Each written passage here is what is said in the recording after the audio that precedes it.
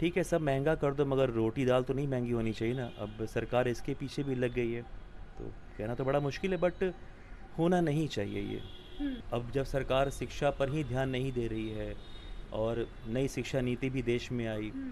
वो भी बिल्कुल अगर सच मायनों में पूछिए तो ऊपर-ऊपर ही हवा-हवा मामला रहा वो। स्वास्थ्य का अधिकार, शिक्षा का अधिकार, ये अधिकार बिल्कुल निःशुल्क मिलना चाहिए किसी भी देश में उसके नागरिक को। और अगर मिलता है तो वो सही मायनों में बेहतर आगे ग्रोथ कर सकते हैं, समाज को लेकर चल सकते हैं, देश को लेकर चल सकते हैं। नमस्कार, मैं रूबी खातून बिहारी खबर में आप सभी का स्वागत करती हूँ। सखी सैयाँ तो खूबे कमात है, महँगाई डायन खाए जात है। ये गाना याद आ रहा है? इस गाने से कुछ याद आ रहा है आप लोगों को? ज़रूर आ रहा होगा। जैसे ही महँगाई बढ़ती है, चीज़ों पे दाम बढ़ने लगता है, तो हमारे दिमाग में ये गाना खुद ब खुद बजने लगता है। हम इसे खुद ब खुद गुनगुनाने लगते हैं और महँगाई का आलम ये है कि खाने-पीने से पहनने-ओढ़ने तक की चीज़ों पे जीएसटी बढ़ता जा रहा है। हर दिन कभी पेट्रोल, कभी रसोई गैस का दाम, कुछ न कुछ चीज़ों पे हर दिन दाम बढ़ ही रहे हैं। और कल ही की बात है कि 5% जीएसटी फिर से बढ़ गया है। पैकेट वाले जो भी दही होते हैं, छाछ होते हैं, लस्सी होते हैं, इन सब चीज़ों पे, साथ ही अनाज पे भी जीएसटी बढ़ चुका है। तो इसका लोगों पे क्या हाल है, इस न्यूज़ से लोगों के पॉकेट पे क्या हाल है? महँगाई बढ़ रहा है, रोज़गार का अवसर नहीं है, सब बेरोज़गार के आलम में झेल रहे हैं। तो वैसे लोगों के साथ क्या इस न्यूज़ का क्या असर होता है? चलिए जानते हैं लोगों से राय।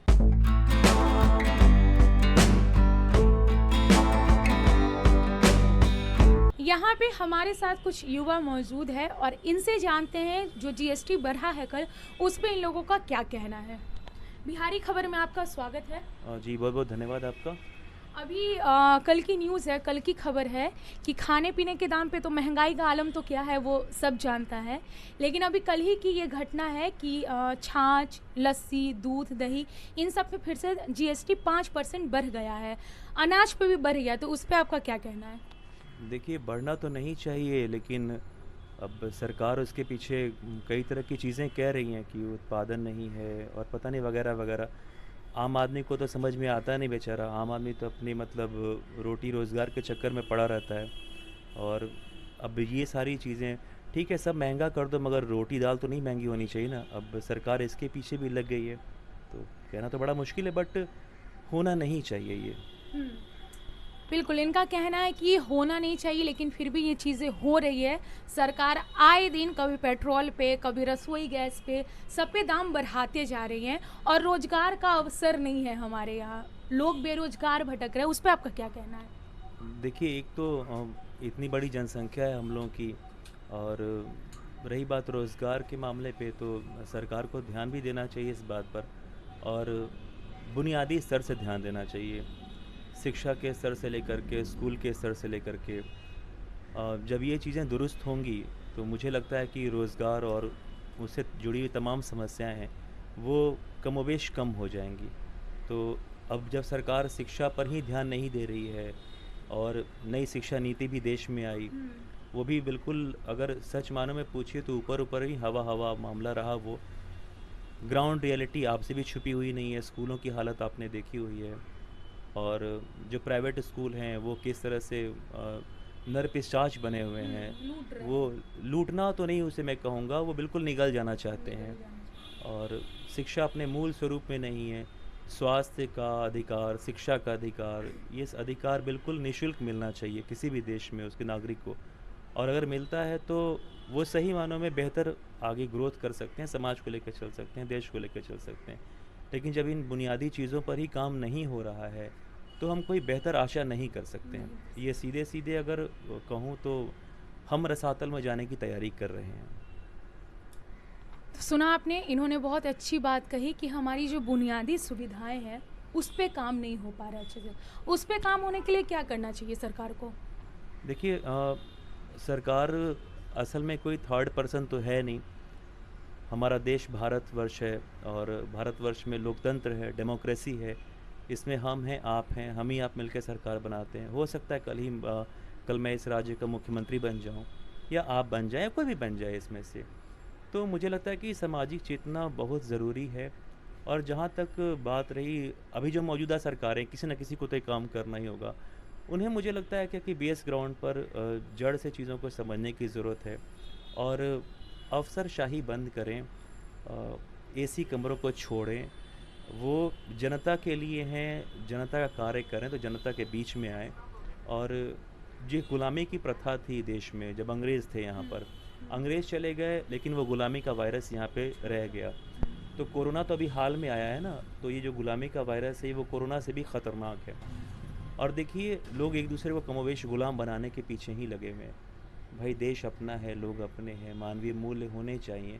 तो मुझे यही लगता है, और आपके माध्यम से इस बात को मैं कहना भी चाहूँगा कि सरकार के जो भी लोग हैं, जो चाहे मुख्यमंत्री हों, चाहे उनके मंत्री हों, चाहे कोई भी अफ़सर बैठा हुआ हो, वो प्लीज़ अपने उस एसी कमरे से बाहर निकले, इस तपिश को महसूस करें और जो सुविधाएं हैं उनको वो देखने की कोशिश करें कि वाकई में हैं कि नहीं हैं।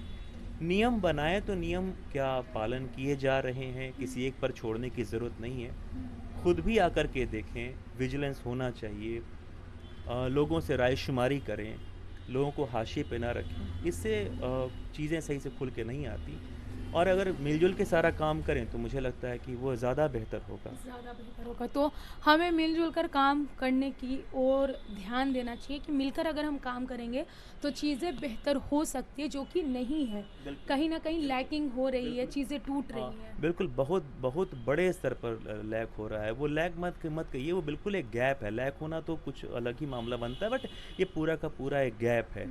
और ये कहना बहुत ज़रूरी है कि भाई सामने वाले को मनुष्य समझिए ना, वो भी आदमी का बच्चा है। कुछ और नहीं कि आप उसको चूस जाएंगे पूरी तरह से। ये दोनों के लिए पारस्परिक है। जो आज बाहर हैं वो कल सत्ता में आएंगे या फिर किसी पद पर जाएंगे, तो वो सामने वाले को भी मनुष्य समझें और ये समझें कि ये उनका अधिकार नहीं है, ये कर्तव्य है उनका। तो कर्तव्य को कर्तव्य की तरह निभाने की कोशिश करें। अगर ये हो जाता है तो मुझे लगता है क्या कि सब कुछ बेहतर हो सकता है। आपको जो मिल रहा है उसके अनुसार पहले अपना तो काम कर लें। आपके माध्यम से शिक्षा व्यवस्था पर भी वही कहानी है। कहना इतना ही चाहूँगा कि जो शिक्षक हैं वो भी कम से कम काम करें। नौकरी में आप कहते हैं कि भाई ठीक है, मैं नौकरी मिलनी चाहिए, तो योग्य उम्मीदवारों को मिले। जो व्यक्ति जिस लायक है वो उस काम को करने की कोशिश करे।